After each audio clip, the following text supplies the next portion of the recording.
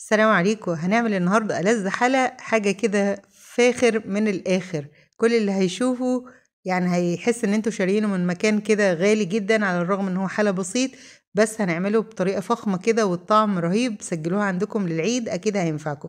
الفيديو ده انا كنت نزلته من فترة، بس كان محتوى صامت وناس كتير كانت بتقول الفيديو مسروق وده مش محتواها، فحبيت اعمل دوبلاج للصوت على الفيديو عشان الناس تتأكد ان ده الفيديو ملكي خاص بيا وتصويري.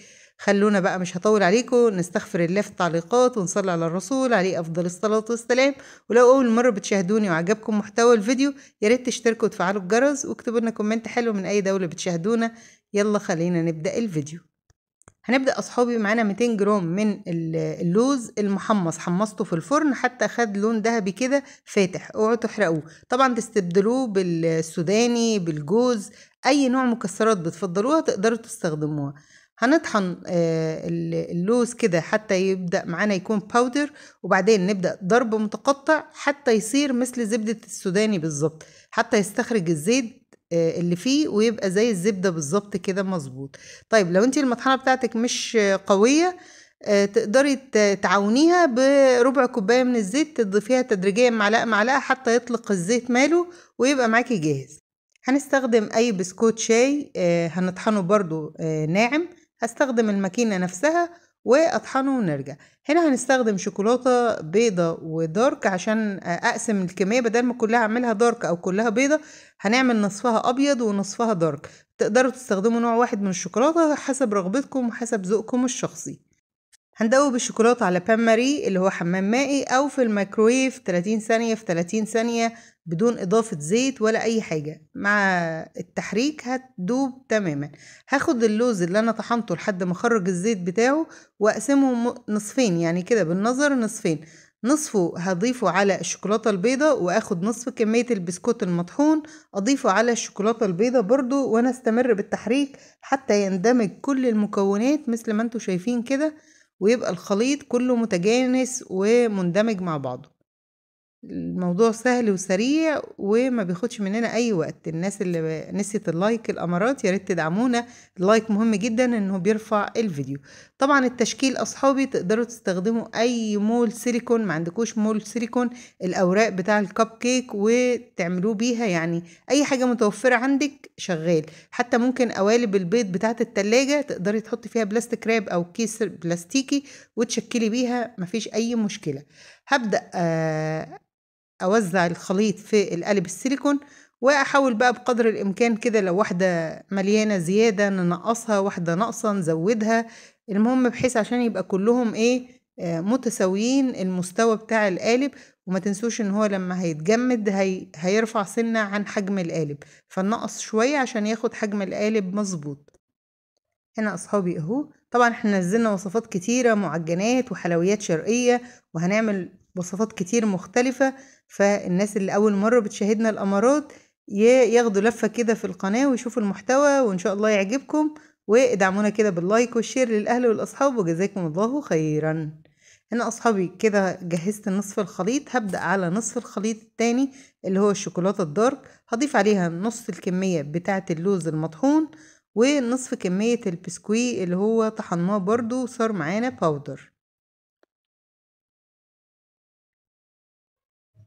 طيب في حد يقولي مثلا انا مش متوفر عندي شوكولاتة الطبخ او الشوكولاتة الخام، نقدر نستخدم بدلها النوتيلا.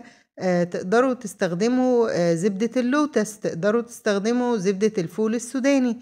يعني في اختيارات كتيرة. طيب ممكن لو انت مش عايزة تستخدمي شوكولاتات خالص، تقدري تعجنيها بالحليب المحلى المركز، برضه هيشتغل معاكي. مش يعني مش يعني عطينا اكتر من اختيار حسب بقى المتوفر عندك والموجود عندك في البيت. برضو بنفس الطريقة هوزع الخليط مباشرة في القالب السيليكون. طبعا الصورة واضحة. ونتركه كده عشان لو في اي فقاعات هواء ويتساوى السطح بتاع القالب. وهدخله الفريزر كده نص ساعة حتى يتماسك. هنا بقى الديكور ده لمسة شخصية. طبعا الديكور ده أصحابي عشان بس يعني مش اختراعي، ومش حاجة يعني من وحي الخيال. الديكور ده مستوحى من 3 دول ملهمش تالت: الجزائر، تونس، المغرب، لأن هم كلهم ما شاء الله كده فحلات وبنتعلم منهم الحلا. فالديكور هو أنا يعني شفت يعني ده الفيدباك بتاع فيديوهات الحلويات في ال3 دول دول، لأن هم كلهم ما شاء الله متميزين في الحلويات البرستيج. هو مستوحى يعني هتلاقوا اللمسة كده بتاع المغرب العربي في الحلا. طيب أنا أخدت معلقة جلوكوز وأضفت عليها معلقتين مية دافية وحريتهم في الميكرويف أو حليتهم حتى يسهل عليها إنه يندمج مع المكسرات. طبعا التزيين ده ذوق شخصي، تقدروا تكتفوا بشكل الحلا سادة، تقدروا تحطوا تزيين بسيط براحتكم، بس احنا قلنا بقى يعني ايه الحلا برنامج اقتصادي كده نفخمه شوية والناس كده تفتكر ان احنا عاملين حاجة متعوب عليها يعني. فاخدت فستق، طبعا كل المكسرات اللي عندي حمصتها كده 5 دقايق في الفرن عشان تخرج لو فيها رطوبة، لان انا ببقى حافظاها في الفريزر، فعشان اتخلص من الرطوبة اللي في المكسرات. زي ما انتوا شايفين كده هناخد الجلوكوز بعد ما فكيته في الميكرويف كده حوالي 30 ثانية واقلبه مع المكسرات، فالمكسرات كلها هتتغلف بالجلوكوز. وعشان اتخلص من السيرب الزائد بتاع الجلوكوز هحطها في مصفى تقطر كل العسل اللي فيها، وهيتبقى لي اللمعة والتماسك في المكسرات مع بعض. ده طريقة الديكور بتاع الحلا. طبعا أصحابي بعد ما الحلا برد في التلاجة وتماسك كويس جدا هبدأ بقى أخرجه زي ما انتوا شايفين كده، ونبدأ نشوف الديكور هنعمله ازاي. هنا زي ما انتوا شايفين الحلا اهو ما شاء الله تبارك الرحمن. هنبدأ بقى نعمر الفراغ ده بالعسل او المكسرات اللي مخلوطة بالعسل الجلوكوز اهو. شايفين المكسرات متماسكة وملزقة مع بعض وفيها لمعة، ولكن ما فيهاش عسل زيادة. ليه؟ لان انا خليتها في مصفى تقطر العسل اللي موجود فيها.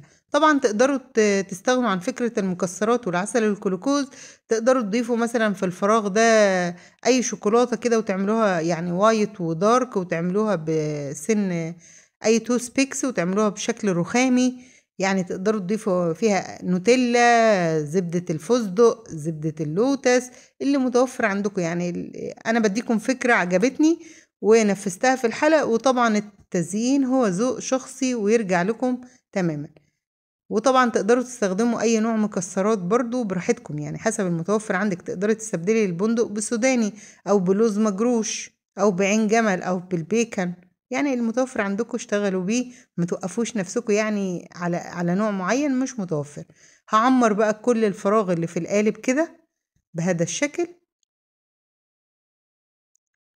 وهنا هدي لمسة خفيفة كده بالدست او الجليتر الغذائي الذهبي، هدي كده نطرة بالبروش او البانسر.